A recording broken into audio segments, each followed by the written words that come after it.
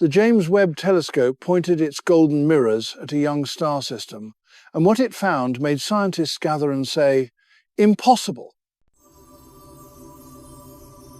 I want to tell you why this video matters, why you need to stay with me through this journey. Because what I'm about to share with you isn't just about a distant planet or abstract astronomy. It's about the story you've been told, about how things come to be, about how transformation happens, about what's possible and what isn't. And that story, I'm afraid, has been leaving out the most important parts. You've been told that understanding follows rules, that the universe operates on predictable principles, that science is about certainty and discovery is about confirmation, that if something shouldn't exist according to our best models, it probably doesn't. And when you apply this same logic to your own life, when you hear that voice saying you can't change, you can't become something different, you can't exist in ways that defy other people's expectations, you believe it. Because if even the cosmos follows rules, surely you must too. But here's the core pain this video addresses. We live in a moment of cascading uncertainty. Climate models shift, economic predictions fail. Our own transformations feel chaotic and unscripted. We desperately want the universe to be knowable, controllable, safe. And when scientists, the people we trust to understand reality, tell us they've found something that shouldn't exist, it can feel like one more foundation crumbling beneath our feet. What I'm offering you today is something different. A reframe so complete, it might change how you see everything. What if impossibility isn't a problem to solve? What if the universe's ability to surprise us, to exceed our models, is actually the most reliable thing about it? This planet isn't an error in nature, it's an error in our certainty. And learning to live with that error, to even celebrate it, might be the most important skill we can develop. Because here's the myth I want to bust. Common wisdom says anomalies are exceptions that prove the rule. But I'm going to show you the opposite. Anomalies are the rule. Reality is fundamentally improvisational.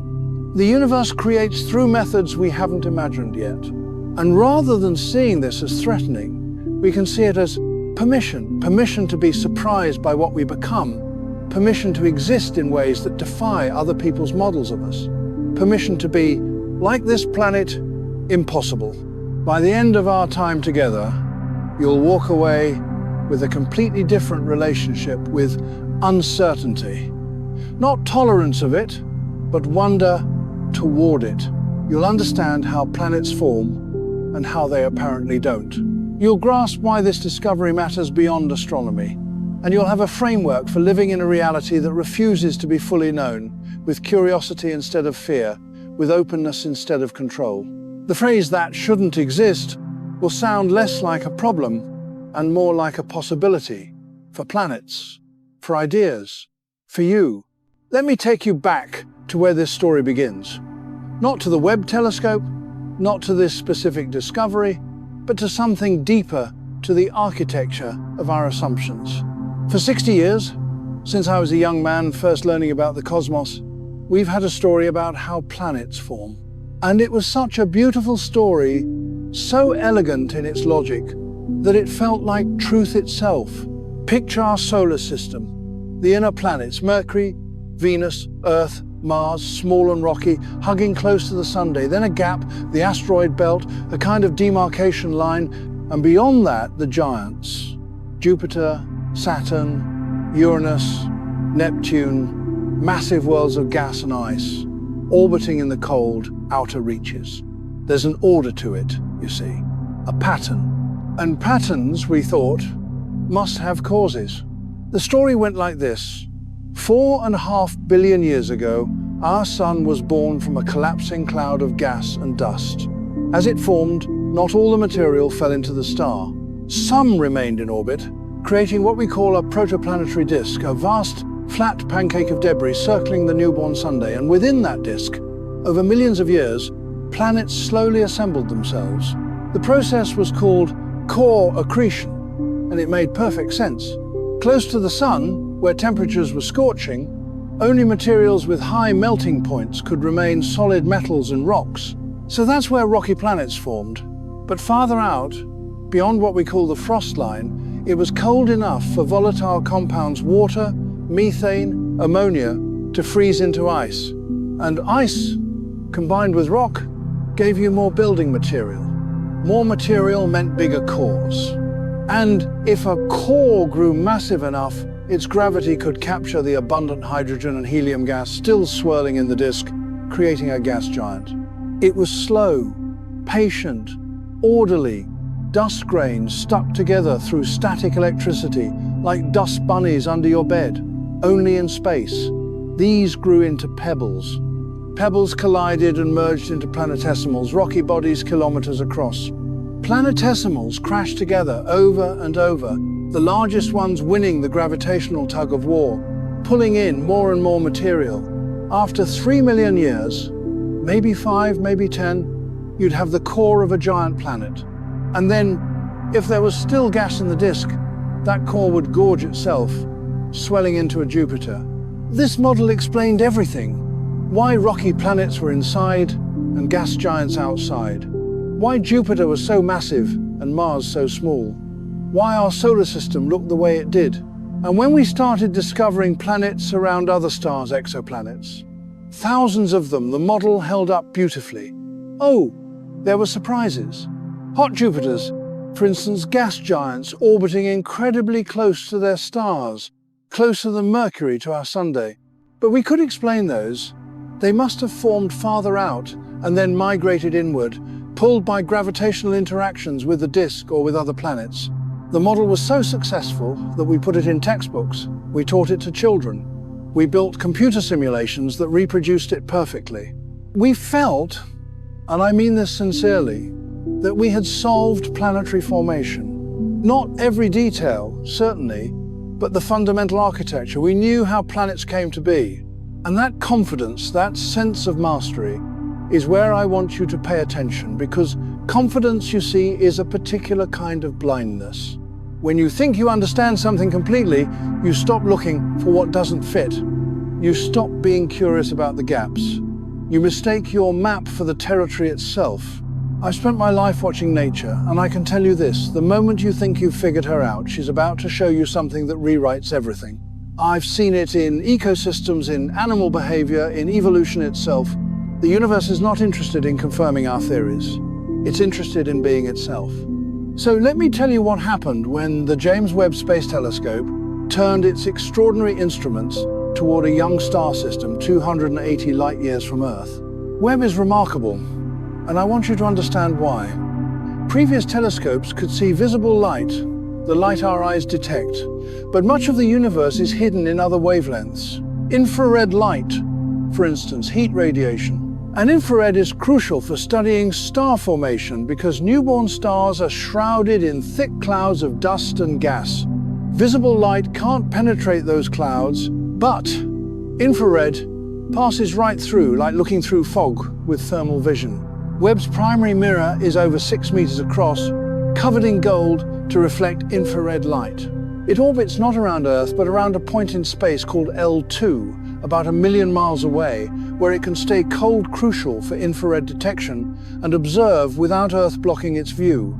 It launched on Christmas Day 2021, and when its first images came back in July 2022, the world gasped. Galaxies from the dawn of time, nebulae in impossible detail. And then, quietly turned toward nearby star-forming regions to watch planets being born. This is where the story gets uncomfortable. Webb was looking at a star system that's about 2 million years old. In cosmic terms, that's an infant, a toddler. Our sun is 4.5 billion years old. This star system is 2 million. To put that in perspective, if our sun's age were compressed into a human lifetime of 80 years, this star would be about 14 hours old. And orbiting this newborn star, Webb found a planet, a gas giant, several times more massive than Jupiter, fully formed, complete.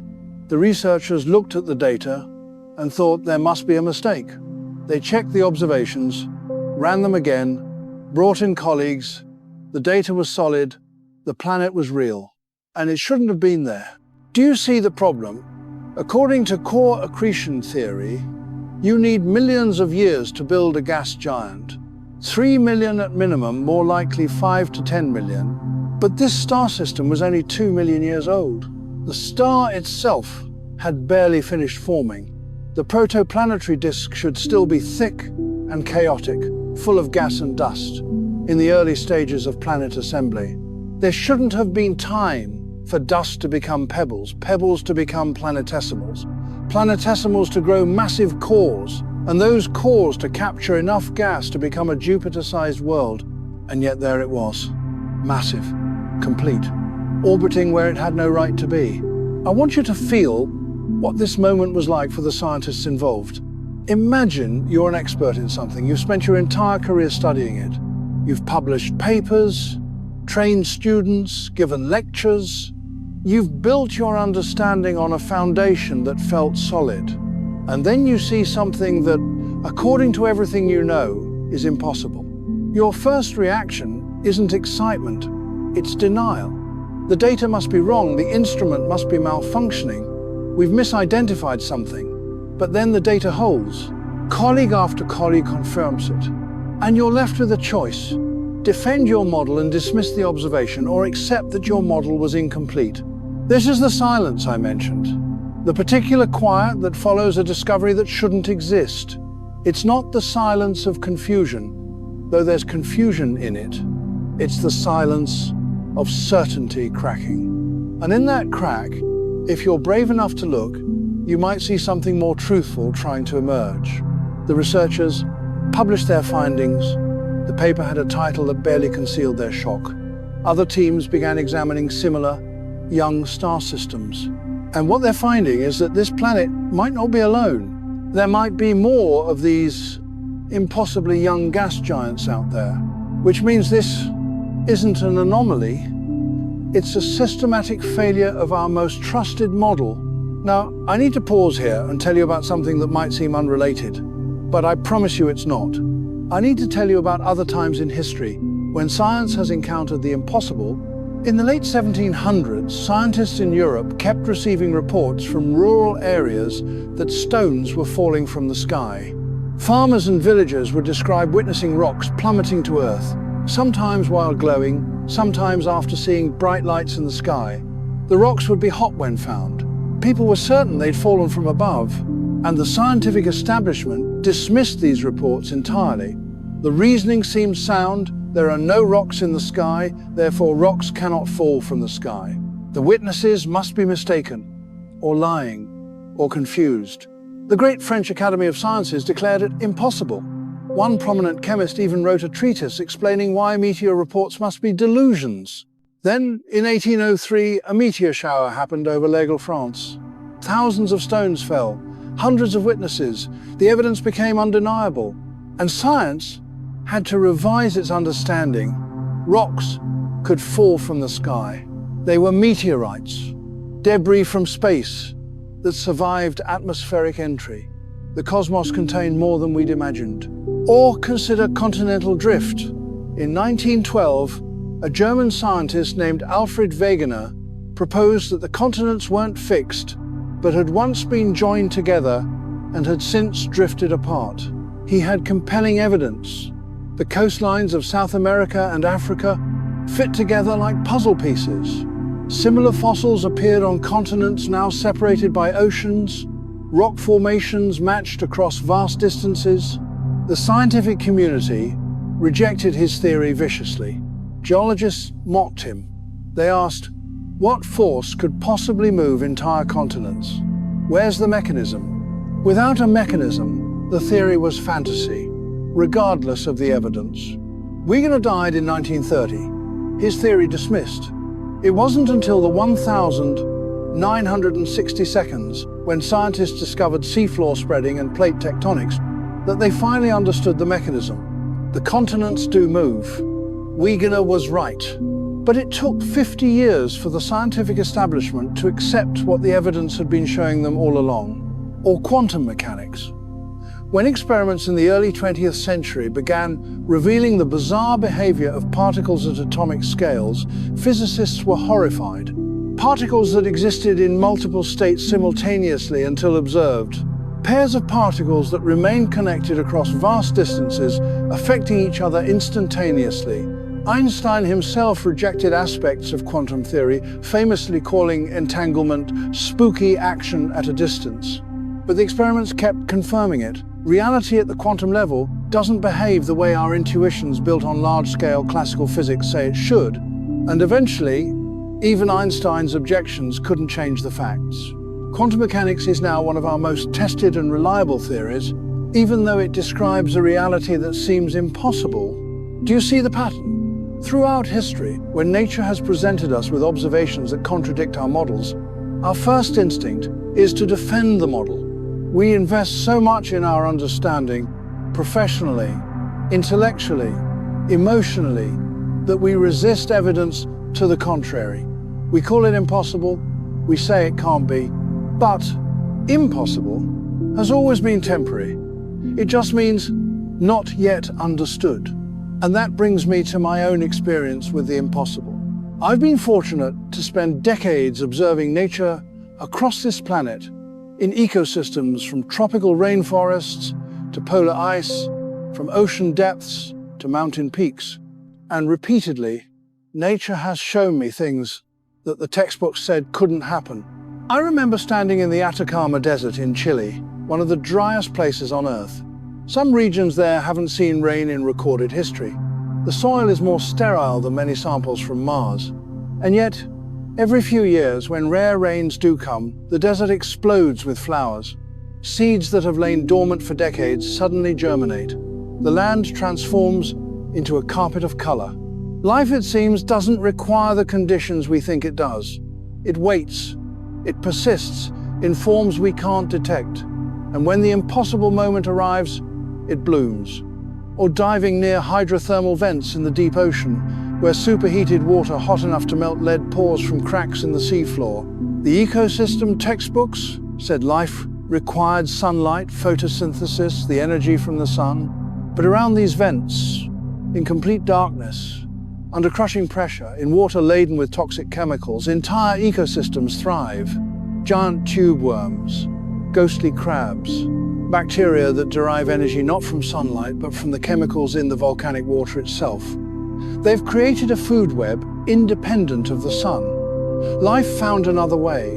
Or watching emperor penguins in Antarctica, males standing through the polar winter, the coldest conditions on Earth, each one balancing an egg on his feet for months, not eating, barely moving, keeping that egg warm while temperatures drop to -70 degrees Celsius and winds reach 200 kilometers per hour. Every survival model says they shouldn't make it, but they do. Generation after generation they do. And each time I've witnessed something that shouldn't work, that defies the models, I felt the same thing. Not frustration, but wonder. Not a desire to explain it away, but a desire to sit with it, to let it teach me that my understanding was smaller than reality itself. So when I hear about this planet that shouldn't exist, I don't hear a problem. I hear an invitation. Nature is telling us the same thing she's always told us when we grow too confident. You haven't seen everything yet. Stay curious. Let me bring you closer to this specific planet, to what makes it so troubling for our models. The star it orbits is in a system called, and I'll spare you the catalogue numbers, but it's a young stellar object, still surrounded by the disk of material from which it formed. The disk is visible in Webb's images, a glowing ring of dust and gas. The planet itself is likely between 5 and 10 times the mass of Jupiter. That's enormous. Jupiter is already 300 times more massive than Earth. This planet could contain thousands of Earths, and it's not hiding in the outer reaches of the system. It's orbiting relatively close to its star, in a region where the disk should still be too chaotic, too gas-rich, too early in its evolution to have produced a fully formed giant.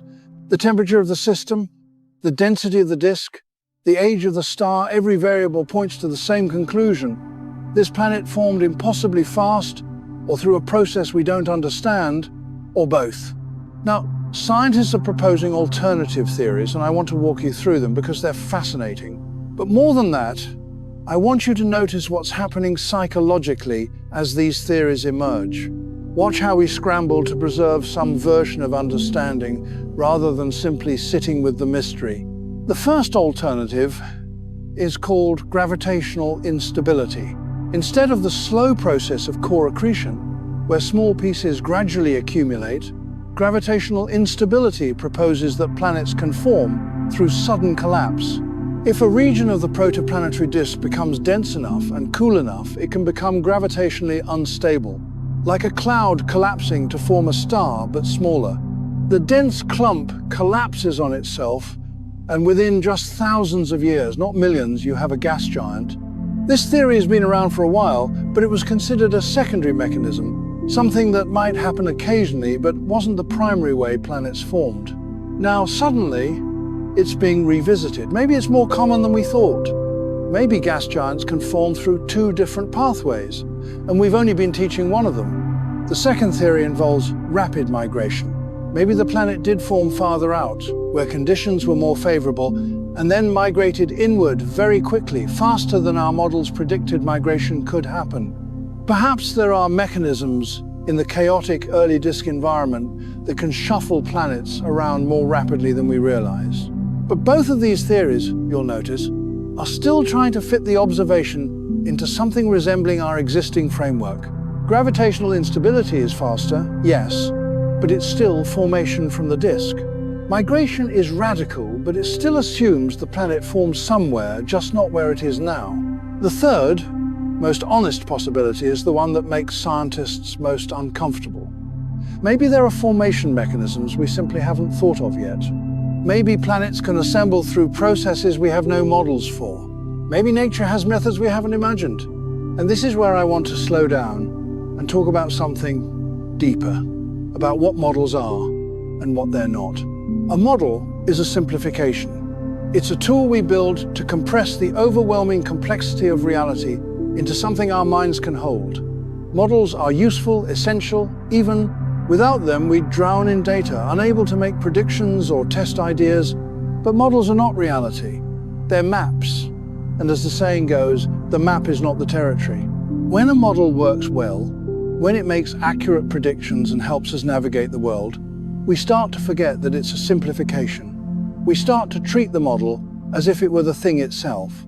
And then, when reality presents us with something that doesn't fit the model, we experience it as an affront.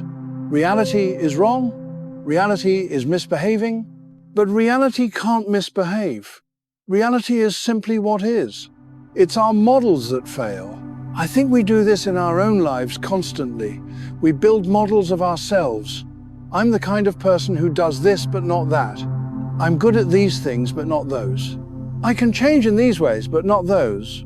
And then, when life presents us with evidence that contradicts the model, when we succeed at something we thought we were bad at, or when we feel something we thought we weren't capable of feeling, or when we want something we thought we didn't want, we experience it as a crisis. We say, this shouldn't be happening. This isn't who I am. But what if who you are is larger than your model of yourself? What if the model was always too small? I've watched this happen so many times in my work with young researchers and filmmakers. Someone will come to me convinced they're not creative, or not brave, or not scientific. They've built an identity around certain capabilities and certain limitations, and then circumstances force them to try something outside their model. They have to write when they thought they couldn't, or face a fear they thought would break them, or think rigorously about something they assumed was beyond them. And they do it. They succeed. And the look on their face is this mixture of joy and vertigo, because success means their self-model was wrong, and being wrong about yourself is disorienting. But here's what I've learned. That disorientation is the feeling of growing. That vertigo is the sensation of your identity expanding beyond the boundaries you'd drawn around it. The planet that shouldn't exist is doing the same thing to planetary science. It's forcing an expansion. And yes, it's uncomfortable. Some scientists will resist. Some will cling to modified versions of the old model, trying to make the observation fit rather than rebuilding from the ground up. That's human. We all do it. But the best scientists, the ones who make the real breakthroughs, are the ones who can say, "I was wrong. My model was incomplete. Let me look at this with fresh eyes." And that brings me to a question I want to sit with for a moment. What does it mean for something to shouldn't exist? Think about that phrase. This planet shouldn't exist. We say it casually, but unpack it. Shouldn't, according to whom? According to our theories, according to our models, according to our current understanding, but the planet exists regardless. It doesn't need our permission. It doesn't need to conform to our equations. It simply is. When we say something shouldn't exist, we're not making a statement about reality. We're making a statement about the limits of our imagination. We're saying, I can't figure out how this fits into what I thought I knew. And I think we do this with people all the time. We say someone shouldn't be successful because they don't have the right background. Someone shouldn't be happy because their circumstances are difficult. Someone shouldn't have survived what they went through. We impose our models on other people's realities. But people, like planets, don't ask permission. They exist, they become, they transform. And they do it through processes that exceed our models of what's possible. I've met people who thrived after trauma that should have destroyed them. I've met people who created beauty out of circumstances that should have yielded only despair. I've met people who changed in ways that every psychological model said they couldn't at ages when development was supposed to be fixed. And every time, the lesson is the same. The person was never the problem. The model was too small. So what would it mean to live with models lightly? To hold our understanding of reality and ourselves as provisional, always subject to revision? I think it would mean several things. First, it would mean staying curious. When something doesn't fit your expectations, instead of dismissing it, you get interested. You ask, what is this showing me that I didn't know? You treat anomalies as teachers rather than threats. Second, it would mean building an identity around learning rather than knowing. Instead of, I'm the kind of person who understands things, you'd say, I'm the kind of person who's always discovering I understood less than I thought. That might sound like a loss, but it's actually freedom. Because if you don't have to be right, you can't be wrong, you can only be learning. Third, it would mean releasing the need for certainty. We crave certainty because uncertainty feels dangerous. If we don't know what's coming, we can't prepare. If we don't know the rules, we might break them. But certainty is a false comfort. The universe doesn't offer it, and pretending we have it when we don't just makes us fragile. When reality inevitably surprises us, we shatter. But if you build an identity and a life around comfort with uncertainty, then surprise becomes something else. It becomes possibility. I'm reminded of a conversation I had years ago with a physicist who'd spent decades studying a particular phenomenon. New data came in that contradicted his life's work. I asked him how he felt, and he said something I've never forgotten: devastated for about a day, and then excited. Because I get to be confused again. I get to not know, and that means there's still more to discover. That's the attitude I'm inviting you to consider. Not naive optimism, not pretending confusion doesn't hurt, but seeing it as the precondition for growth. You can't learn what you already think you know. Let me take you deeper into the implications of this discovery, because they ripple outward in ways that matter beyond astronomy. If planets can form faster than we thought, it changes our understanding of planetary system architecture across the galaxy. We've discovered over 5,000 exoplanets so far. We've categorized them, built models of what kinds of planets form around what kinds of stars. But if our formation timeline is wrong, then our categories might be wrong. Planets we thought were ancient might be young. Systems we thought were mature might be newborn. We might be fundamentally misunderstanding the life cycle of planetary systems. This matters for the search for life. We've been looking for planets in the habitable zone, the region around a star where liquid water could exist. But if planets can form and develop faster than we thought, then maybe life can emerge faster too. Maybe we should be looking at younger systems than we assumed. Or maybe the processes that create planets quickly also create conditions hostile to life. We don't know. The whole framework needs rethinking. And this is just the beginning. If we're wrong about planet formation, what else are we wrong about? How stars evolve, how galaxies form, how the universe itself assembled in its early epochs. Scientists are now going back to old data with new questions. They're looking at observations they dismissed because the observations didn't fit the model. Maybe those anomalies weren't errors. Maybe they were signals we weren't ready to hear. This is how science actually progresses. Not through steady accumulation of facts, but through periodic revolutions where the framework itself changes. The philosopher Thomas Kuhn called these paradigm shifts, and they're always uncomfortable, because a paradigm isn't just a theory, it's a way of seeing. It's the lens through which you interpret everything. Changing paradigms means learning to see differently, and that, I think, is what this discovery is offering us at a personal level. A paradigm shift in how we understand possibility. Most of us move through life with an unconscious paradigm about how things change. We believe change is slow, gradual, predictable. You want to develop a skill? Put in your 10,000 hours. You want to change a habit? Small steps, daily practice, incremental progress. You want to transform your life? Therapy, time, patience. And all of that can be true. Sometimes change is slow, sometimes transformation is gradual, but not always. Sometimes change happens in leaps. Sometimes transformation is sudden. Sometimes you're one person in the morning and a different person by evening, and you can't even explain what happened except that something shifted. We have a word for this in psychology: non-linear change. Most therapeutic models assume linear progress. You get a little better each session, improvements accumulate, you gradually heal. But anyone who's actually been through deep change knows it often doesn't work that way. You can be stuck for months or years, seemingly making no progress, and then suddenly something clicks and everything's different. The change was happening beneath the surface, invisible, until it wasn't. Or in creative work, you struggle with a problem for weeks. You make no progress. You feel incompetent. And then, in a moment, the solution appears, fully formed, as if it had been there all along waiting for you to see it.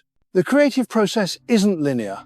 It's punctuated equilibrium, long periods of stasis, brief moments of revolution. Or in relationships, you can know someone for years, see them regularly, have the same kind of interactions, and then one conversation, one moment of vulnerability or honesty, and the entire relationship transforms. What was casual becomes intimate. What was conflicted becomes clear. The change didn't take time. It took readiness. I think the planet that shouldn't exist is showing us that the universe operates this way too. Not through smooth, gradual processes, but through punctuated leaps. Gravitational instability, if that's what formed this planet, is creation as sudden event rather than slow accumulation. It's a gas cloud collapsing in thousands of years instead of millions. It's transformation as rupture, not assembly line. And if the universe creates this way, why would we be different? We're made of the same matter, governed by the same forces, participating in the same patterns. What if your transformation doesn't have to be slow? What if you don't have to earn your becoming through years of gradual progress? What if change, real change, is always already available, and it's just a matter of conditions aligning? I'm not saying effort doesn't matter. The dense clump in the protoplanetary disk didn't form from nothing. It required specific conditions, specific densities, specific temperatures. But once those conditions were met, the collapse was sudden. All the slow preparation led to a fast transformation. Maybe that's what's happening in your life in ways you haven't recognized. Maybe the years you spent feeling stuck weren't wasted. Maybe they were accumulation, building density, creating the conditions for a sudden shift. And maybe the shift is closer than you think, but you'll only see it if you're open to it. If you're waiting for slow, linear progress, you might miss the moment when exponential change becomes possible. Let me tell you about a species that taught me this: the desert locust. Most of the time, they're solitary insects, green, avoiding each other, causing no trouble. But when conditions change, when rain comes to the desert and food becomes abundant, they transform, not gradually, almost overnight. Their body chemistry changes, their color shifts from green to yellow and black, their behavior transforms from solitary to gregarious. They swarm, millions of them, forming clouds that can darken the sky and devour entire regions of vegetation. It's the same species, the same genetic code, but the expression is completely different, and the transition isn't gradual, it's a switch.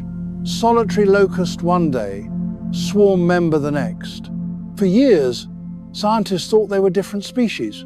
How could the same creature behave so differently? But they're not different species. They're the same organism expressing different possibilities depending on environmental triggers. You contain multiplicities like this. You're not one fixed self. You're a range of possible expressions, and which one manifests depends on conditions, some external, some internal, many mysterious. The model of the unitary self, the consistent personality, is comforting but false. You're more like a desert locust than you want to admit. Under the right conditions, you could transform overnight into someone you don't currently recognize. Not because you'd become someone else, but because you'd express a different possibility that was always latent within you. And I think we're terrified of this. We cling to consistency because we think that's what integrity means. We say, I'm the kind of person who, and then we constrain ourselves to fit that description. We perform our own identity even to ourselves. But what if integrity isn't consistency? What if integrity is honesty about who you actually are in this moment, even if it contradicts who you were yesterday? The planet that shouldn't exist isn't being inconsistent. It's being exactly what it is, without apology, without justification, and perhaps that's the deepest lesson here. Now I want to talk about something that might seem philosophical, but I think is intensely practical. I want to talk about anomalies and what we do with them. An anomaly is something that doesn't fit the pattern. In science, anomalies are often treated as errors. You run an experiment, get 20 results that cluster together, and one outlier. The usual approach is to dismiss the outlier. It was measurement error, or contamination, or some confounding variable you didn't control for. You throw it out and report the pattern from the other 19 data points. And most of the time, this is fine. Measurement error is real. Outliers often are just noise. But sometimes, not often, but sometimes the outlier is a signal and everything else is noise. Sometimes the anomaly is the thing that matters. The crack in your model that, if you paid attention to it, would lead you to a deeper understanding.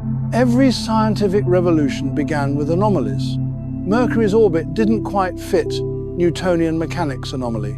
The speed of light didn't change based on the observer's motion anomaly. Blackbody radiation curves didn't match classical predictions anomaly. These weren't errors. They were nature trying to tell us something, and we almost ignored them. And I think our lives are full of anomalies we dismiss. Feelings that don't fit our self-narrative, desires that contradict our values, behaviors we can't explain, moments when we surprise ourselves. Instead of getting curious about these, we explain them away. I was just tired. I wasn't thinking clearly. That wasn't really me. We smooth them over, make ourselves consistent again, restore the pattern. But what if those anomalies are the most honest data points? What if the moments when you don't recognize yourself are the moments when you're most yourself, when the performance drops and something truer emerges? I remember a moment in my own life, I must have been in my 30s, when I made a decision that shocked everyone who knew me, including myself. I walked away from a comfortable position to pursue something that made no logical sense. I couldn't have explained it then. It didn't fit my model of myself as rational, careful, risk-averse. But looking back, that anomalous decision was more me than anything I'd done before. All my careful choices had been performance, trying to be the person I thought I should be.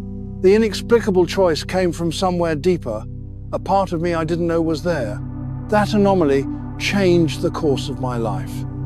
If I'd dismissed it, if I'd explained it away and gone back to the pattern, I'd have missed everything that made my life worth living. So I want to suggest a practice, and I'll be giving you several of these before we're done. This one I call anomaly tracking.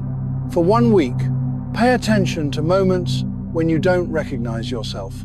When you feel something that contradicts your self-image, when you want something you're not supposed to want, when you behave in a way that surprises you, don't explain these away. Write them down. Just note them without judgment. Today I felt angry when I'm supposed to be understanding. Today I craved solitude when I usually need people. Today I enjoyed something I thought I hated. At the end of the week, look at your list. What patterns emerge in your anomalies? What are they trying to tell you about who you actually are versus who you think you are? Because here's the truth, you're not the pattern, you're the whole data set, anomalies included. And the anomalies might be the most important part. This planet is an anomaly. It doesn't fit the pattern of planetary formation we'd established. But it's not an error. It's real. It exists. And it's teaching us that our pattern was incomplete. Your anomalies are the same. They're not errors in your personality. They're not glitches in your character. They're data points showing you that your self-model needs expansion. Let me shift gears slightly and talk about something that's been implicit in everything I've said so far, but I want to make it explicit. I want to talk about the relationship between models and reality and why this matters emotionally. A model is a description. Reality is what's being described. And these are not the same thing. The word tree is not a tree.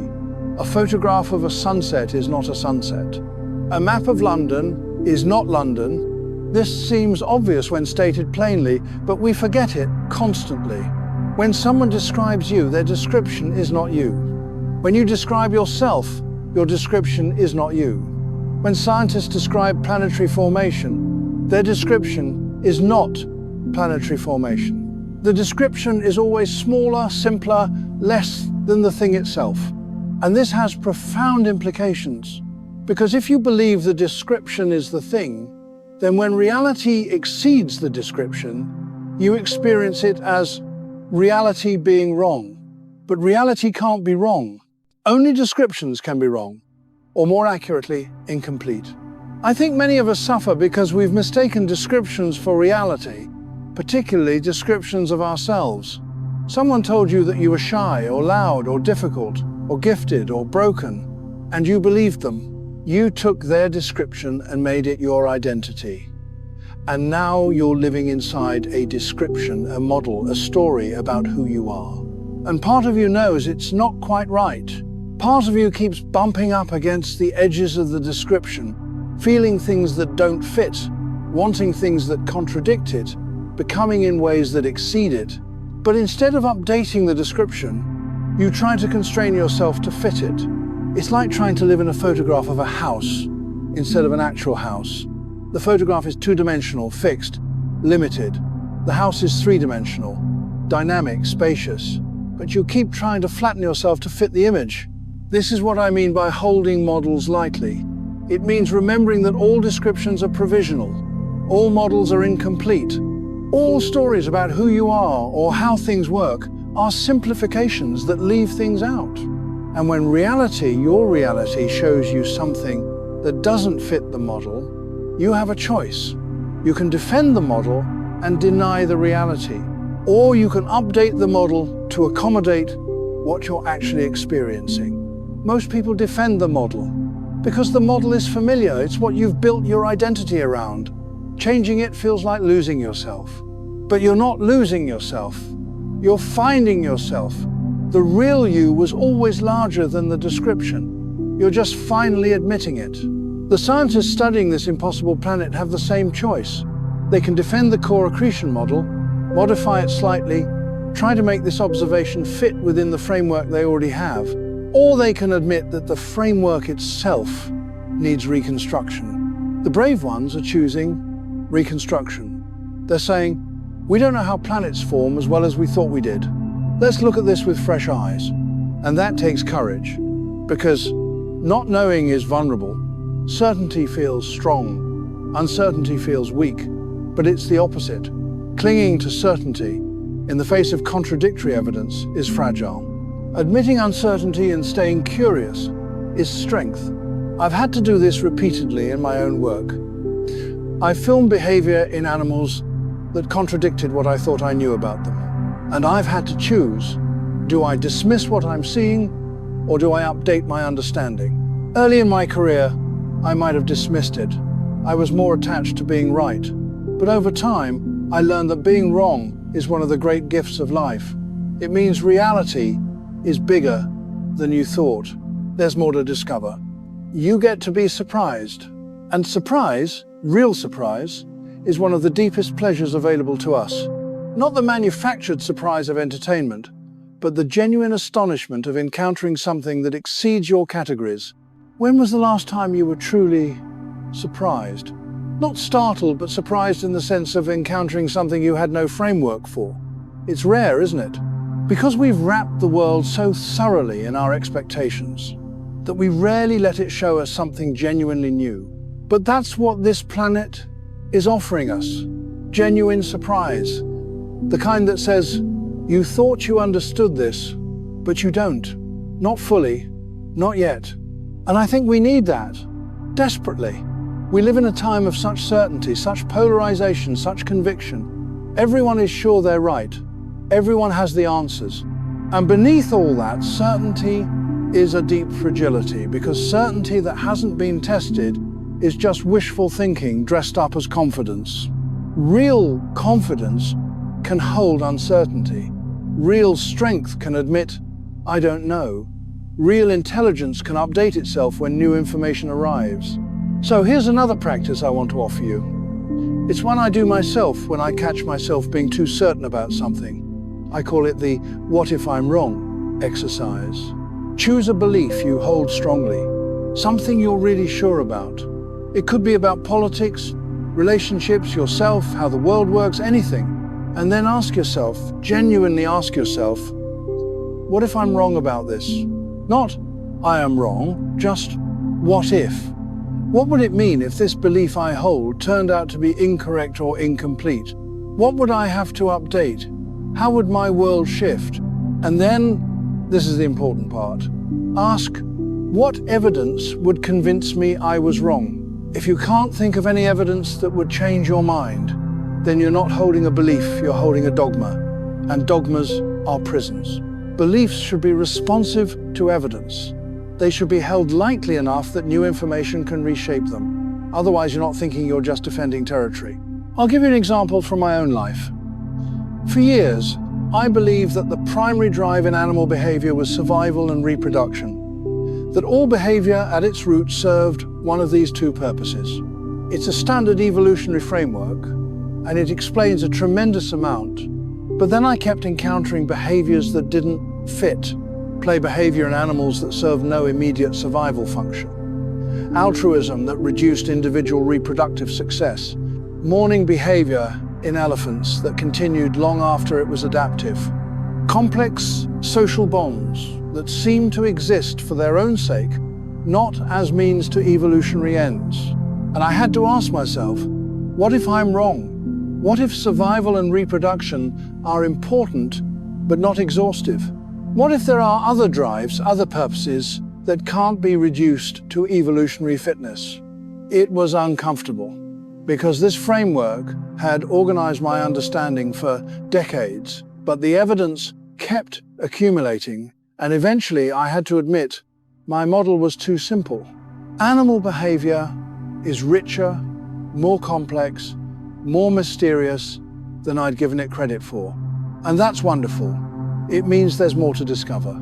This is what I mean by epistemological humility. It's not weakness, it's not relativism. It's not saying all beliefs are equally valid.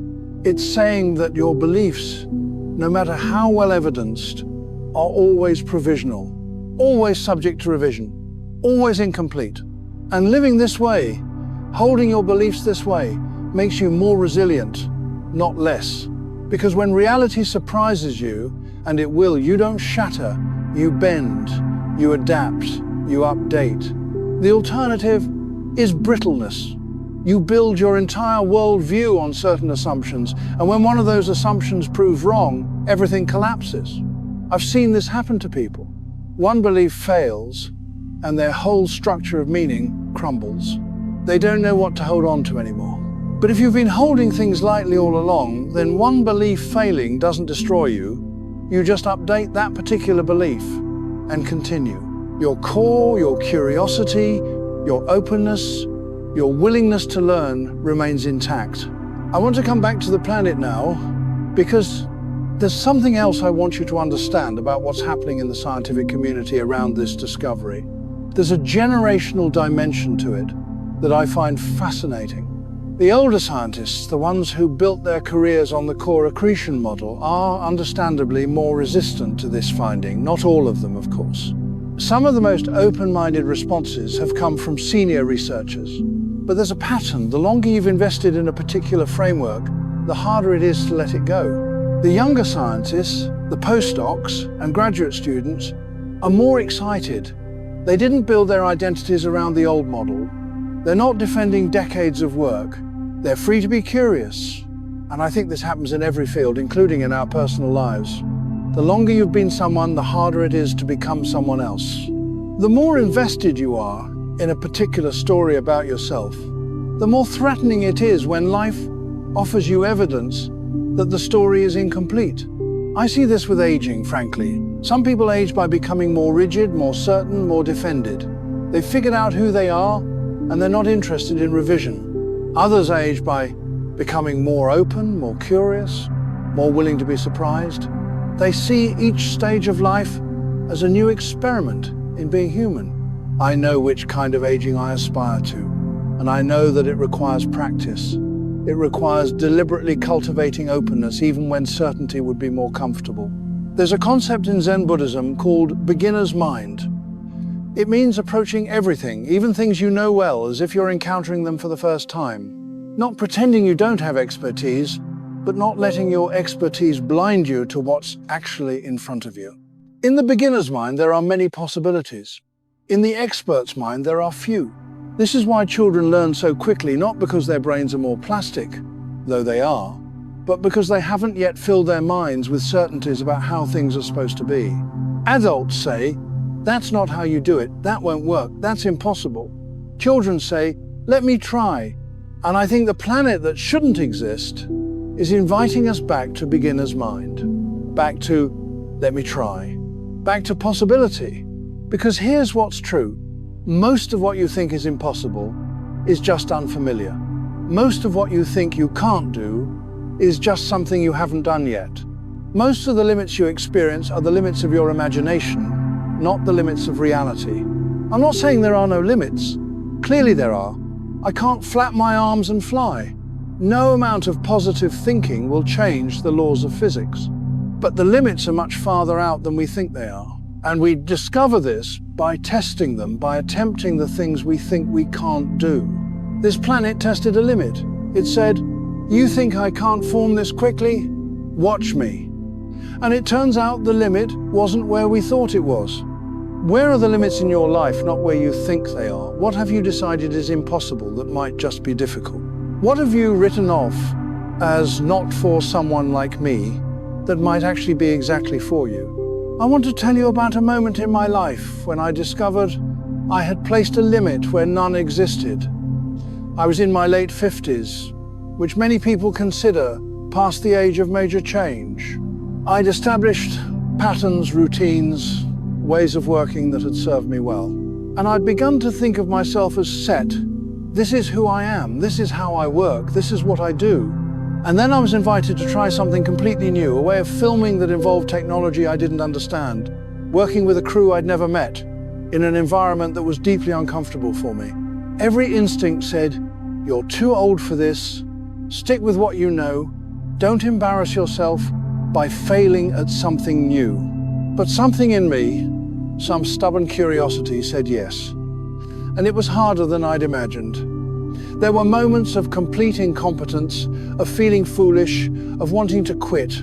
But there were also moments of genuine discovery, of learning something new about my craft, of expanding my sense of what was possible. The work that came out of that experience was some of the best I've ever done. Not despite my discomfort, but because of it. Because discomfort is often the sign that you're at your edge, at the boundary of your current capabilities. And that's where growth happens. I could have said no. I could have stayed in my comfort zone, and I would have missed something essential, not just the work itself, but the discovery that I was more than I thought I was. This is what I mean by testing limits. You don't know where the boundary is until you push against it. And often, you'll discover it's not a wall, it's a membrane. You can pass through. Now, I want to shift to something that might feel abstract, but I promise is deeply practical.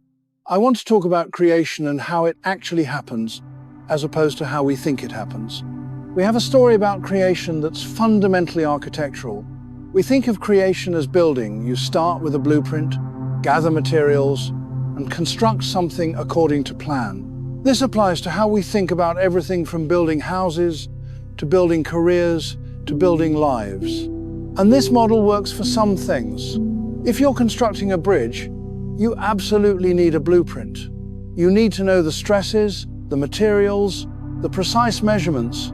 Deviation from plan is dangerous. But most of creation isn't like building a bridge.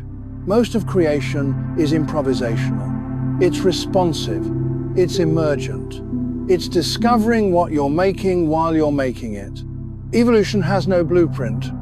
DNA doesn't contain a plan for the organism. It contains instructions that respond to environmental conditions, and the organism emerges through interaction between genes and environment. Change the environment, and you get a different organism from the same DNA. Embryonic development isn't blueprint execution. It's a cascade of chemical signals, each cell responding to its neighbors, the whole system self-organizing into form. No central control, no master plan, just local interactions creating global structure. Even human creativity, when it's genuine, works this way. You don't start with a complete vision and then execute it. You start with an intuition, a fragment, a question, and you follow it, making decisions in response to what emerges. The work reveals itself to you as you make it. Every artist knows this. The painting tells you what it needs, the story develops its own logic, the music finds its structure. You're not imposing form from outside. You're listening to what wants to emerge and helping it do so. And this planet, if it formed through gravitational instability, formed this way too. No slow, orderly accumulation following a predetermined sequence. Just material reaching a critical density and suddenly collapsing into form. Creation is event, not process. What would it mean to live your life this way? Not with a master plan that you execute, but with an intuition that you follow. Not knowing where you're going, but trusting that the path will reveal itself. We're taught to resist this. We're taught to have 5-year plans, life goals, clear visions of our future. And there's value in that direction matters. But too much planning can become rigidity. You can become so attached to the plan that you miss opportunities that don't fit it. I've never had a master plan. I've had interests, curiosities, things that pulled me, and I followed them, often without knowing why, often without seeing where they'd lead. And in retrospect, there's a coherence to my life, a through line. But I didn't plan it. It emerged. This requires a particular kind of trust.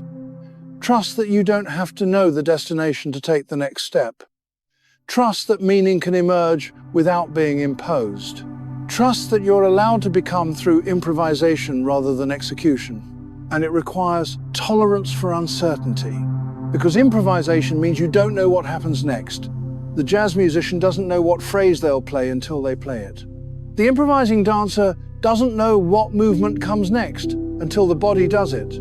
There's a presence, an attentiveness to the moment that's the opposite of following a script. Your life can be like this.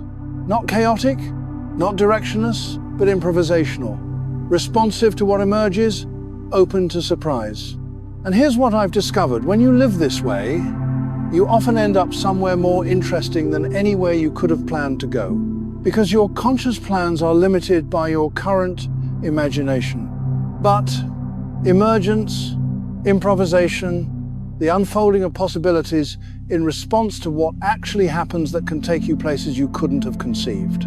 The planet that formed too quickly didn't follow the plan. It emerged through a different process, and it's exactly what it is, because it didn't wait for permission. What would it mean for you to stop waiting for permission? To stop needing to see the whole path before you take the first step? to trust emergence over planning. I think it would mean letting go of control, and that's terrifying for most of us. We think control keeps us safe, but control is an illusion. You're not controlling your life. You're responding to it, making choices with limited information, adjusting as you go. That's all you've ever been doing.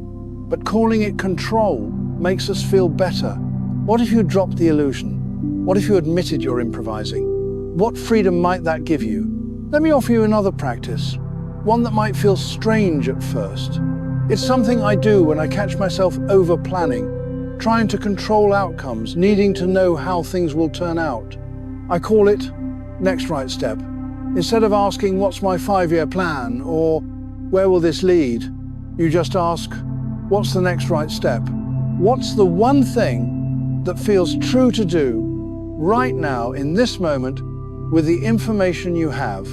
And you do that thing, and then you ask again, what's the next right step? You might take 100 right steps and end up somewhere you never imagined. That's fine, that's actually the point. You're following truth in real time rather than trying to execute a plan you made when you knew less. This isn't passivity. It's not just drifting. Each step is intentional, chosen, right. But you're not attached to the destination. You're committed to the process. I've worked this way my entire career. I've followed curiosity from one project to the next, without knowing where the path was leading. And the path has led me to stand in deserts and rainforests and oceans, to witness the most extraordinary expressions of life on this planet, to try to share what I've seen with others. I couldn't have planned that. It emerged from following what felt true, step by step. And I think this is how transformation happens too. Not through big dramatic decisions made from the mountaintop, but through small daily choices that accumulate in directions you couldn't have predicted. You don't decide to become someone different. You just keep taking steps that feel true, and one day you realize you're not who you were. The becoming happened in the doing. The planet didn't decide to form quickly. It just responded to conditions, and formation happened fast. The process created the result. There was no separate decision-making entity standing outside the process. You're the same. You're not separate from your process of becoming. You are your process of becoming. And the more you can relax into that, the more you can trust it, the more naturally transformation happens. Now, I want to address something that might be coming up for you as you listen to this. This emphasis on uncertainty, on holding things lightly, on improvisation. It might feel destabilizing. You might be thinking, but don't I need some solid ground? Don't I need something I can count on? And the answer is yes. But the solid ground isn't certainty. It's not fixed beliefs or unchanging identity. The solid ground is your capacity to be with uncertainty, your capacity to not know and be okay, your capacity to adapt and update and change. This capacity is more reliable than any belief you could hold because it doesn't depend on external circumstances. It doesn't matter what happens, you can be with it. You can respond to it. You can adapt. This is what resilience actually is. Not toughness, not invulnerability, not having such strong walls that nothing affects you. Resilience is flexibility. It's the ability to bend without breaking, to be changed by experience without being destroyed by it. And you build this resilience by practicing it, by deliberately putting yourself in situations where you don't know the answer, where you have to improvise, where your usual strategies don't work, and discovering that you're okay anyway. I think this is why adventure matters, why it's important to do things that scare you, to go places you haven't been, to try things you're not sure you can do. Not because a specific experience is so valuable, but because it trains this capacity for being with uncertainty. When you're standing at the base of a mountain you're about to climb, or about to have a difficult conversation, or starting a project you don't know how to do, you're uncertain. And if you can be with that uncertainty, if you can take the first step anyway, you're building resilience. You're training yourself to trust that you can handle not knowing. And every time you do this, it gets a little easier. Not because you become certain, but because you become more comfortable with uncertainty. You develop faith not in outcomes, but in your capacity to handle whatever comes. This is spiritual practice, really. Not in a religious sense, but in the sense of training your spirit, your deepest self, to be at home in a universe that's fundamentally unpredictable. The planet that shouldn't exist is at home in the universe. It doesn't question its right to be there. It doesn't need the model to validate it. It simply exists fully, without apology. Can you do that? Can you exist fully without needing external validation? Can you be who you are without needing it to make sense to other people? This is harder than it sounds. We're social creatures. We need belonging. We need to be seen and understood. And there's nothing wrong with that need. But when the need for external validation becomes the arbiter of what you allow yourself to be, you've given away your sovereignty. You start performing for others. You shape yourself to fit their expectations. You hide the parts that don't match their model of you. And slowly, insidiously, you lose touch with what's actually true for you versus what's acceptable. And this creates a particular kind of suffering, because you can feel the gap. You know there's more to you than what you're showing. You're editing yourself, constraining yourself, making yourself smaller to fit. But you're afraid that if you showed all of yourself, you wouldn't belong, you wouldn't be loved, you wouldn't be accepted. And maybe that's true. Maybe some people won't accept you as you fully are. But here's what I've learned. The people who can't accept you as you are can't actually love you. They can love their image of you. They can love the performance. But they can't love you because they don't know you. And that's not real belonging anyway. Real belonging is being known and accepted, not performing and being approved of. So the question becomes, would you rather have false belonging based on performance or risk real belonging based on authenticity? And I know that's a hard choice. The risks are real. Some people will reject you. Some relationships will end. Some versions of your life will become impossible. But other things become possible. Relationships where you can be yourself.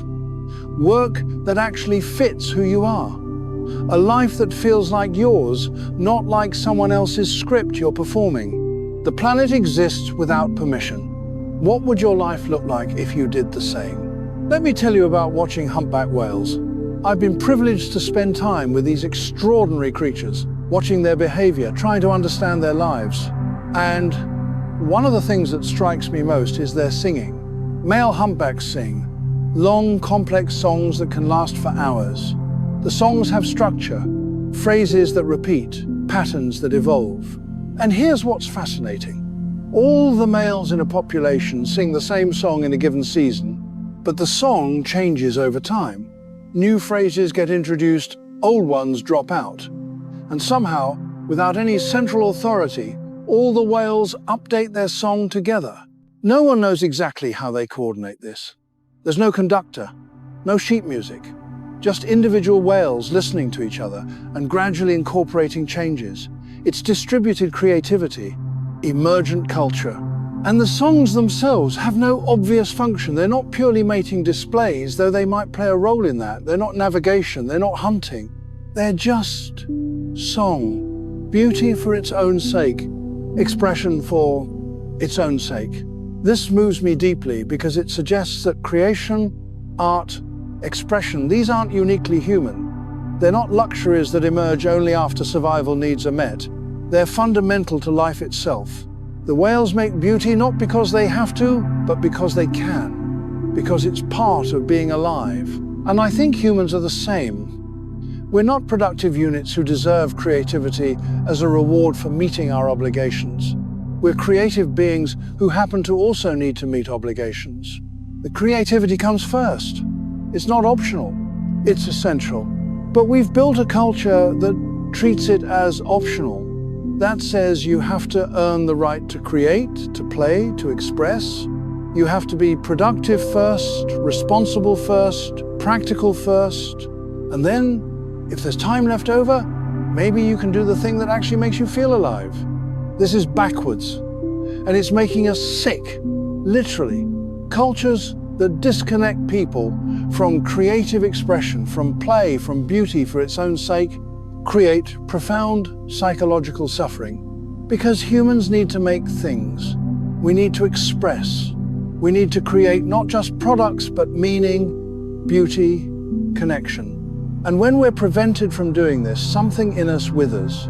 The planet that formed doesn't serve a function. It doesn't exist for a purpose. It just is, and its being is enough. Your being is enough too. You don't have to justify your existence through productivity. You don't have to earn the right to take up space. You're allowed to exist, to create, to become, simply because you're here. And I think one of the deepest forms of violence we perpetrate against ourselves is making our worth conditional. Telling ourselves we're only valuable if we're useful, if we're successful, if we're meeting someone's standards. But value isn't conditional. Existence isn't conditional. You don't have to be productive to deserve to be here. You don't have to achieve to matter. You are inherently valuable simply by virtue of being. This isn't self-help platitude. This is biological fact. Every organism has intrinsic value within its ecosystem. You don't ask whether a tree is productive enough to justify its existence. It exists. That's enough. It contributes simply by being what it is. You're the same. Your existence contributes. Your becoming matters, not because of what you produce or achieve, but because you're part of the living system, the web of relationship and exchange that makes up reality. When you understand this, really understand it, something releases. You stop performing. You stop trying to justify yourself. You just live. And paradoxically, this is when you become most capable. Because you're not wasting energy on self-justification anymore. You're not constantly monitoring whether you're good enough. You're just doing what's yours to do, creating what's yours to create, becoming what's yours to become. The whales don't sing to prove anything. They sing because singing is what whales do. And their songs are magnificent, not despite the lack of purpose, but because of it. They're pure expression, uncontaminated by the need to achieve anything beyond the singing itself. What would you create if you didn't need it to serve a purpose? What would you become if you didn't need to justify it? I want to come back to the science for a moment, because there's a development I haven't fully addressed yet. Multiple teams are now searching for more of these impossible planets. They're examining young stellar systems with Webb's instruments, looking for gas giants that form too quickly. And they're finding them, not in every system, but in enough to establish a pattern. These aren't flukes. This is a real phenomenon that our models failed to predict. And what's emerging is something fascinating. Planetary formation might be much more diverse than we thought. There might not be one-way planets form, but multiple pathways. Some planets form slowly through core accretion. Others form rapidly through gravitational instability. Maybe some form through mechanisms we still haven't identified.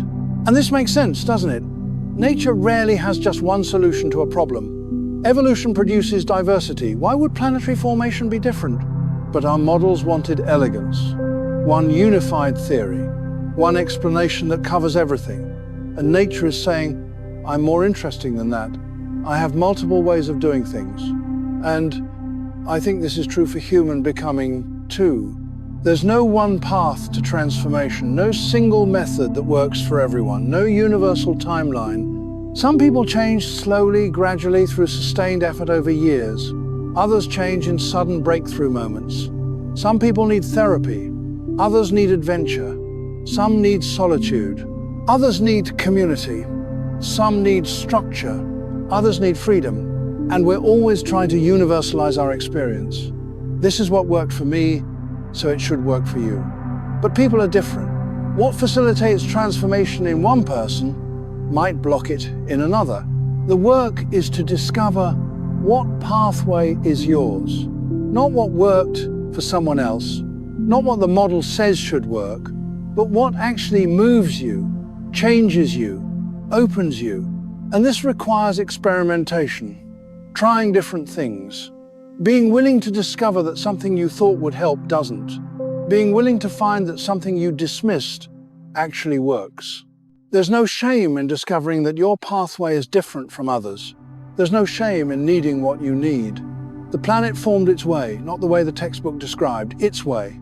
And it's a fully formed planet. It worked. Your way will work too. It might not look like anyone else's, it might not fit the model, but if it's genuinely yours, if it's true to what you actually need rather than what you think you should need, it'll work. Trust that. Trust your particular path, even when others don't understand it. Now I want to talk about something uncomfortable. I want to talk about the violence of certainty, because I think certainty, when it hardens into dogma, becomes violent. Not always physically violent, though sometimes it is, but psychologically, emotionally, spiritually violent. When you're absolutely certain you're right, you stop listening. You stop being curious about other perspectives. You stop updating your beliefs.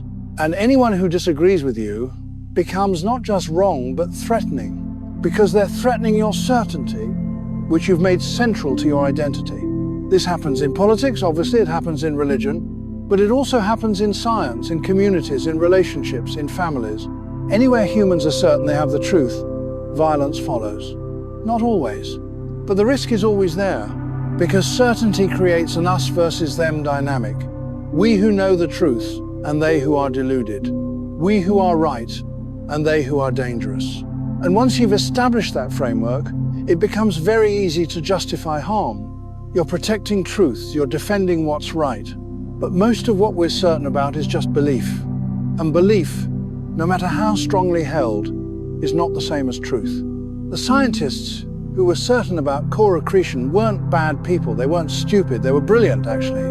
But their certainty made them initially resistant to evidence that contradicted their model. That's what certainty does. It makes you defend against reality. And I think we see this everywhere right now. People are so certain about their political views, their moral positions, their understanding of how things should be. And that certainty is creating deep divides, making conversation impossible, turning disagreement into warfare. What's the alternative?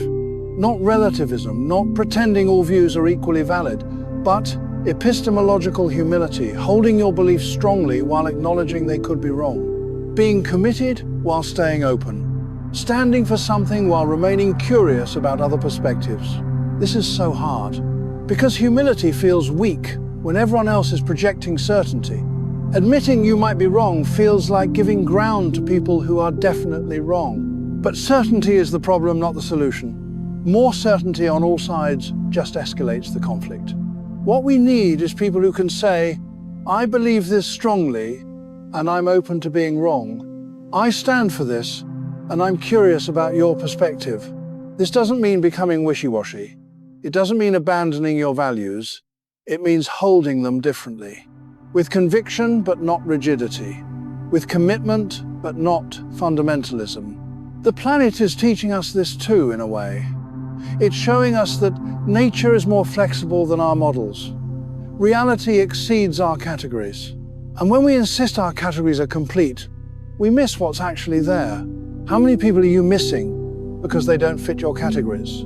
How much of life are you not seeing because your certainty has narrowed your vision? I'm not saying this is easy. I struggle with it myself. I have strong beliefs.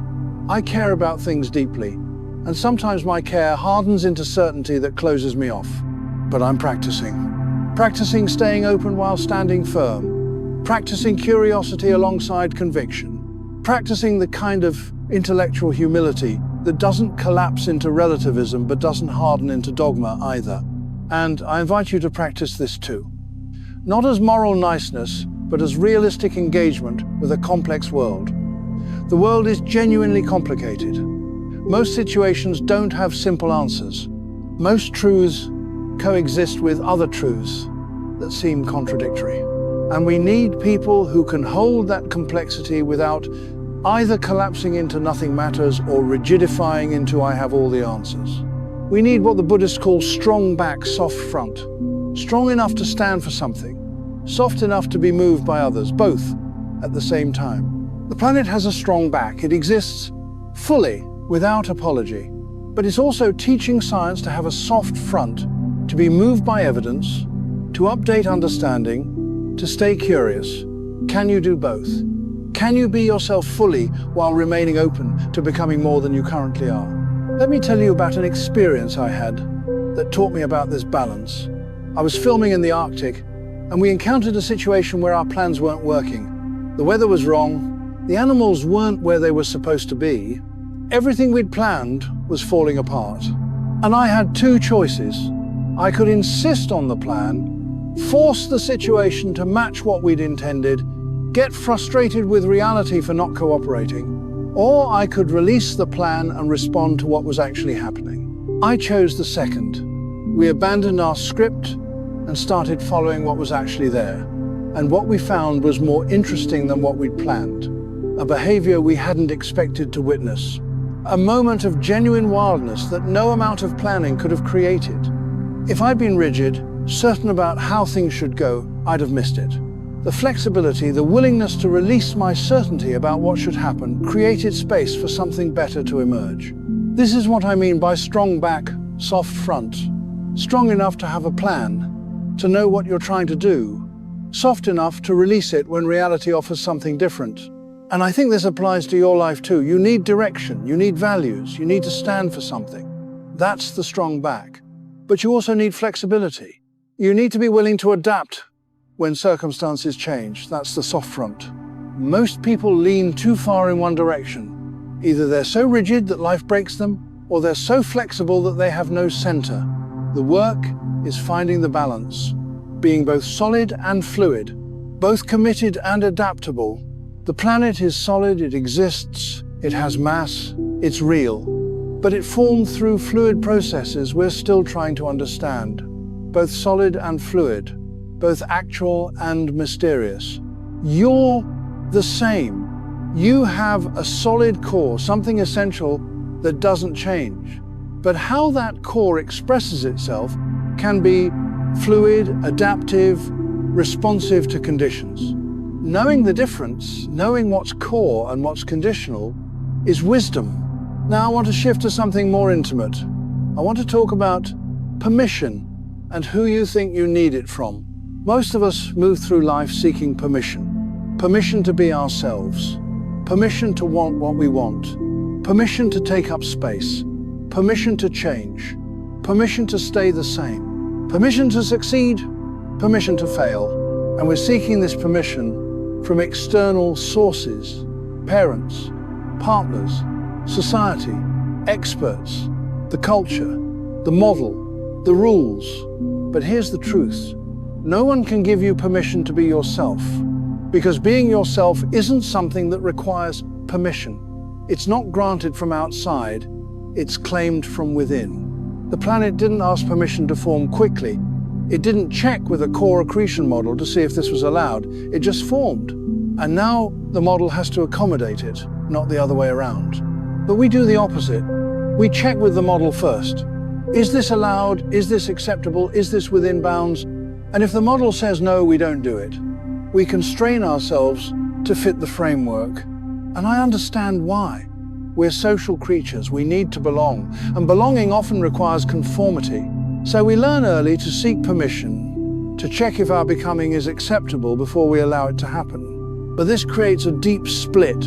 Part of you knows what's true, what you actually need, who you actually are. And another part is monitoring whether that's allowed, whether it fits, whether others will accept it. And these parts are in constant conflict. The true part wants to emerge. The monitoring part says, not yet, not that, not if it means we won't belong. And the compromise is a partial life, a conditional existence, a self that's edited for acceptability. And maybe that's necessary sometimes. Maybe there are contexts where you genuinely need to constrain yourself for safety or relationship or practical reasons. I'm not advocating reckless authenticity that harms others or yourself. But I think most of us constrain ourselves far more than necessary. We preemptively edit ourselves based on imagined rejection that might not even happen. We don't even try to be ourselves because we're so certain others won't accept us. And this is tragic, because you're denying yourself and the world your actual presence, your real contribution, based on a fear that might be unfounded. What if you tried? What if you expressed what's actually true for you and saw what happened?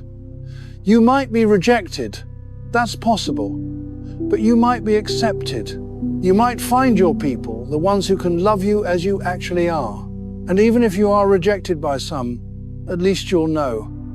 At least you won't be living in the constant anxiety of hiding, wondering if you'd be accepted if they really knew you. You'll have the dignity of having shown up as yourself. The planet is showing up as itself, fully, without apology, and it's forcing science to expand to accommodate it. What would it mean for you to show up as yourself, fully, and let others expand to accommodate you, or not, and then you'd know where you actually stand? This requires courage, real courage. Not the courage of dramatic action, but the courage of daily authenticity. The courage to say what's true when it would be easier to say what's expected. The courage to want what you want when you're supposed to want something else. The courage to be strange or difficult or too much or too little or just different from what others had in mind for you. And this courage comes from internal permission, from deciding that you're allowed to exist as you are, that your existence doesn't require external validation, that you're here, you're real, and that's enough. I can't give you this permission. No one can. You have to claim it for yourself. But I can tell you this, you're allowed, you've always been allowed. The constraints you feel are mostly stories you've been told or told yourself. And you can release those stories anytime you choose. What would change if you gave yourself permission to be exactly who you are, not who you should be, not who you're trying to become, but who you actually are right now, with all your contradictions and complications and impossible combinations of traits? I think you'd breathe easier. I think you'd stop performing. I think you'd find your people, the ones who can love the real you. And I think you'd become more yourself, not less, because you'd stop wasting energy on pretending. The planet exists without permission. You can too. Now let me offer you some more practices, because I want you to have concrete ways to work with everything we've been exploring. These aren't prescriptions, they're experiments. Try them and see what happens. The first practice is something I call the uncertainty audit. Every morning for just 5 minutes, identify 3 things you're certain about. Write them down. Then for each one, ask yourself, how do I know this? What's my evidence? Could I be wrong? You're not trying to make yourself doubt everything. You're just practicing the skill of distinguishing between what you actually know and what you assume, between direct experience and inherited belief, between tested knowledge and comfortable certainty. Most of what we're certain about is actually assumption. We assume we know how someone feels. We assume we know what will happen. We assume we know who we are. But we haven't tested these assumptions. We haven't questioned them. This practice builds the muscle of epistemological humility. It helps you notice when you're treating belief as fact, and it creates space for revision, for updating, for growth. Here's an example. You might be certain that you're not creative. So you ask, how do I know this? Well, you tried painting once and it looked terrible. You're not good at music. You can't write. But is that evidence of not being creative? Or evidence that you haven't found your creative medium yet? Or evidence that you're comparing yourself to professionals rather than to your own potential? Or evidence that you internalize someone's judgment of your early attempts? When you actually examine the certainty, it often turns out to be much less solid than it felt. And that opens a door. Maybe you're not creative. Maybe you just haven't discovered how your creativity wants to express itself. This practice isn't about making everything uncertain. It's about knowing what you actually know versus what you think you know. And that distinction is crucial for navigating reality accurately. The second practice is model switching. Choose a situation in your life that's causing you difficulty, something you're struggling with or confused about. Write down your current explanation, your model of what's happening and why, then deliberately generate alternative explanations, different models, different frameworks. How would a psychologist explain this situation? How would a sociologist explain it? How would a spiritual teacher? How would a cynic? How would an optimist? You're not trying to figure out which model is right. You're practicing cognitive flexibility. you're discovering how model-dependent your interpretation is, how the framework you use shapes what you see. Often, you'll find that multiple models capture something true. The psychological explanation and the sociological explanation can both be valid, highlighting different dimensions of the same situation. And seeing these multiple perspectives gives you more options for responding. For example, maybe you didn't get a job you wanted. Your default model might be, I'm not good enough. But other models might be, the organization wasn't the right fit, or the timing wasn't right, or someone with more specific experience was available, or random chance played a role. All of these could be partially true, and each suggests a different response. If you believe I'm not good enough, you might give up or become depressed. If you believe it wasn't the right fit, you might keep looking for better matches. If you believe timing wasn't right, you might try again later. The model shapes your response.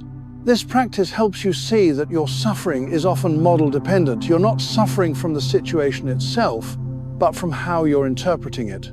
Change the interpretation, and the suffering changes. The third practice is befriending your anomalies. I mentioned this earlier, but let me make it concrete. For 1 week, keep a journal of moments when you don't recognize yourself. When you feel something that contradicts your self-image. When you behave in a way that surprises you. When you want something you're not supposed to want. Don't judge these moments, don't explain them away, just write them down, note them with curiosity. At the end of the week, read through your list. What patterns do you notice? What are your anomalies telling you about who you actually are versus who you think you are? For instance, maybe you think of yourself as independent and self-sufficient, but your anomaly list shows repeated moments of craving connection, wanting help, feeling lonely. What if you're not as independent as you thought? What if that's a persona you've constructed rather than your actual nature? Or maybe you think of yourself as anxious and fearful. But your anomalies show moments of courage, of risk-taking, of confronting challenges. What if you're braver than your self-story allows? The anomalies are data points that don't fit your current self-model. And they're often more accurate than the model itself, because they're direct experience rather than narrative. This practice helps you expand your self-understanding. It helps you include more of who you actually are, rather than constraining yourself to fit a simplified story. The fourth practice is holding lightly meditation. This is a brief practice you can do any time, but especially when you notice yourself gripping onto certainty or control. Sit comfortably. Close your eyes. Think of something you're certain about, or something you're trying to control. Imagine holding it in your hands, like an object. Notice the quality of your grip. Are your hands tight? Is your jaw clenched? Are you gripping hard, as if the thing might escape if you don't hold it firmly? Now, practice loosening your grip, not dropping the thing but holding it more lightly. Let it rest in your open palms, rather than your closed fists. Notice the difference in your body. How does it feel to hold something lightly versus gripping it tightly? Which feels more sustainable? Which feels more peaceful? Practice saying, I can hold this without strangling it. I can care about this without clutching it. I can value this without gripping it. This is a physical practice of a mental skill. You're training your nervous system to relax around things that matter, to care without attachment, to commit without rigidity. And you can extend this to other areas. Think of a belief you hold strongly. Hold it lightly. Think of an identity you claim. Hold it lightly. Think of a plan you've made. Hold it lightly. Holding lightly doesn't mean not caring. It means caring without desperation. It means being able to release, if necessary, without being destroyed by the loss. The fifth practice is the impossible prototype. Identify something you're certain you can't do or aren't. I can't sing. I'm not athletic. I'm not good with numbers. I'm not a morning person. For 1 week, act as if this certainty isn't true. Not to prove anything, not to become good at the thing, but just to see what happens when you release the constraint. If you think you can't sing, sing every day for a week, badly, alone. Just to see what it feels like to sing without the weight of, I can't do this. If you think you're not a morning person, wake up early 3 times and observe what actually happens, rather than what your story says will happen. You're not trying to change yourself. You're testing whether your certainty is accurate. You're experimenting with identity as fluid rather than fixed. Often, you'll discover that the certainty was based on limited data or old experiences that may no longer be relevant. You're not the same person you were when you decided you couldn't do something. Maybe you can now, maybe you always could. And even if you discover the certainty was accurate, you've gained something valuable. Confirmation based on recent experience rather than outdated assumption. Now you know, rather than just thinking you know. The 6th practice is reality checking with others. This one requires vulnerability. Choose a belief you hold strongly and find someone who sees it differently. Not to debate them, not to convince them, but to understand their perspective. Ask them, help me see what you see. I genuinely want to understand how you think about this. And then listen, really listen. Not to refute, not to defend, just to understand. Try to see through their eyes. Afterward, journal, what did they see that I don't?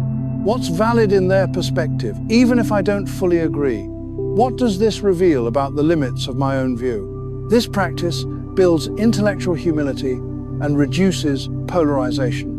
It helps you recognize that other people aren't stupid or malicious. They're seeing different aspects of reality shaped by different experiences and frameworks. And sometimes you'll discover they're right about things you were wrong about.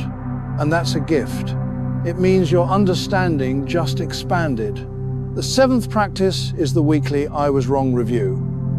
Every Sunday evening, list 3 things you were wrong about that week. Not to shame yourself, but to celebrate the learning. For each, write what I believed, what turned out to be true, what this taught me, how I updated my model, and here's the crucial part, feel gratitude. Genuinely thank yourself for being willing to be wrong. Thank reality for teaching you something new. This practice normalizes being wrong. It makes updating beliefs a regular occurrence rather than a threatening event. It builds an identity around learning rather than knowing. And if you want to take it further, share one wrongness with someone each week. Hey, here's something I learned I was wrong about. You'll be modeling intellectual integrity, and you'll give others permission to be wrong too. The 8th practice is the next right step. When you catch yourself over-planning, trying to see the whole path, needing to know how things will turn out, pause, take a breath, and ask, what's the next right step? Not the 5-year plan, not the final destination, just the next step that feels true to take right now with the information you have. And take that step, and then ask again. You're practicing improvisation. You're practicing trust in emergence. You're practicing living in the present rather than in a projected future. This doesn't mean being directionless. You can have a general direction, but you're not attached to the specific route. You're responsive to what actually happens, rather than forcing reality to match your plan. And finally, the culminating practice, writing your impossible existence manifesto. After you've worked with these practices for a while, sit down and write a personal document that captures your commitment to living beyond models. Include these sections. What I thought was true about me, what I'm discovering is actually true. Certainties I'm releasing, uncertainties I'm embracing, anomalies I'm honoring in myself, how I want to hold my beliefs, permission I'm giving myself. This document is for you. It's a stake in the ground, a declaration that you're allowed to exceed the models, including your own models of yourself. And you can return to it when you need reminding. When you catch yourself constraining yourself to fit expectations, read your manifesto. Remember what you've claimed for yourself. The planet didn't write a manifesto, but it's living one. I exist in ways you didn't predict. I formed through processes you're still learning. I'm here regardless of your models. And my existence is expanding your understanding of what's possible. Your manifesto is the same. I exist in ways that exceed descriptions. I'm becoming through processes I don't fully understand. I'm here regardless of others' models of me. and my existence is a gift to myself and to the world. Write it, claim it, live it. Now I want to bring us toward closure, though not towards certainty. Because I think the point of all of this isn't to arrive at answers, but to live more comfortably with questions. This planet that shouldn't exist is still there, still orbiting its young star, still doing what it's doing regardless of whether we understand it. And scientists are still studying it, still proposing theories, still revising their models. And this will continue, because that's how science works when it's honest. It's not a body of settled facts. It's an ongoing conversation with reality, a constant process of proposing ideas, testing them, updating them, learning.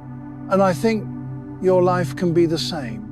Not a settled thing, a completed identity, a finished story, but an ongoing conversation with reality, a constant process of becoming, of discovering, of learning who you actually are.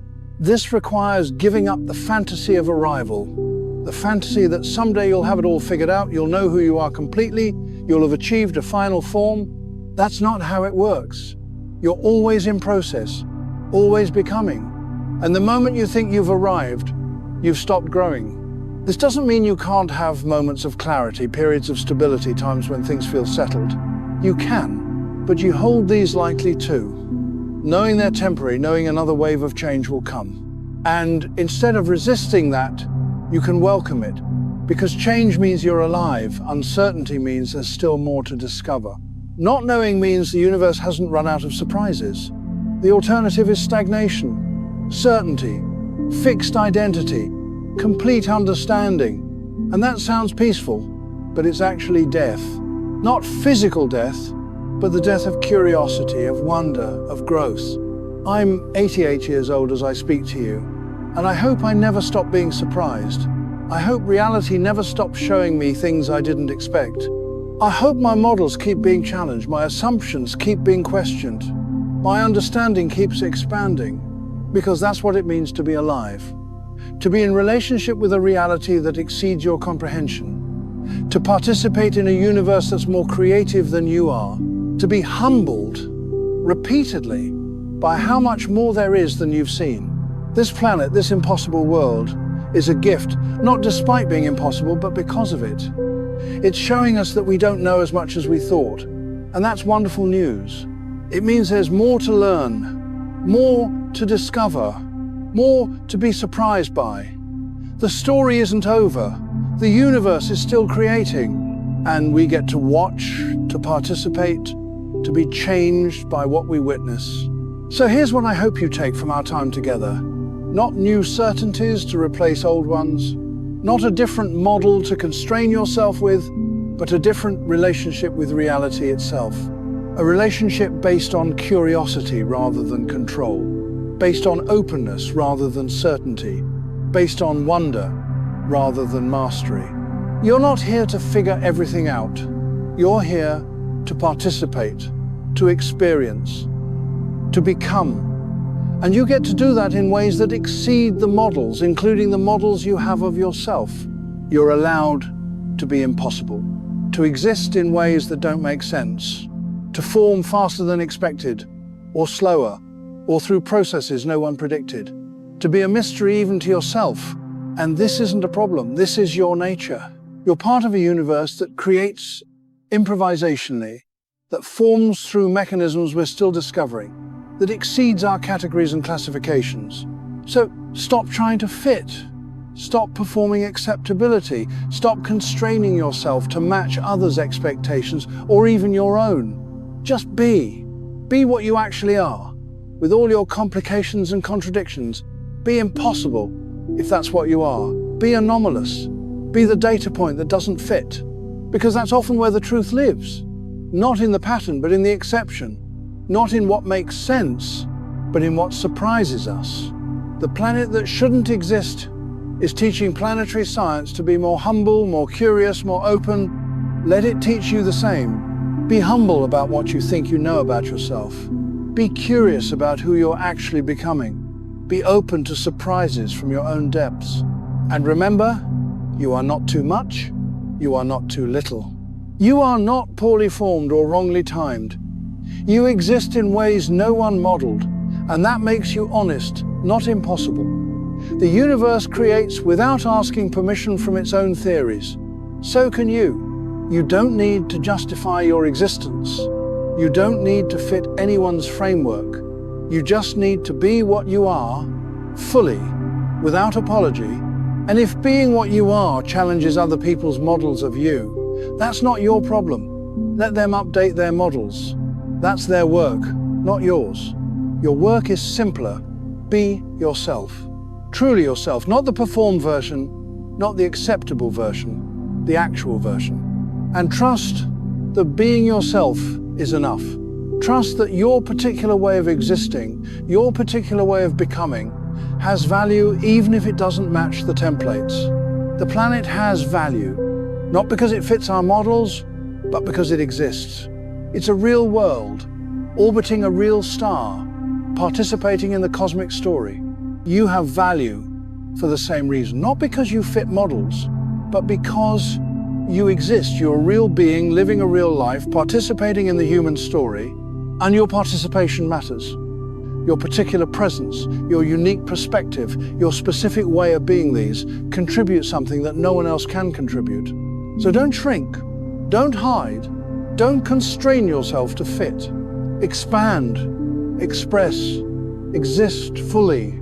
The universe is big enough for you, all of you.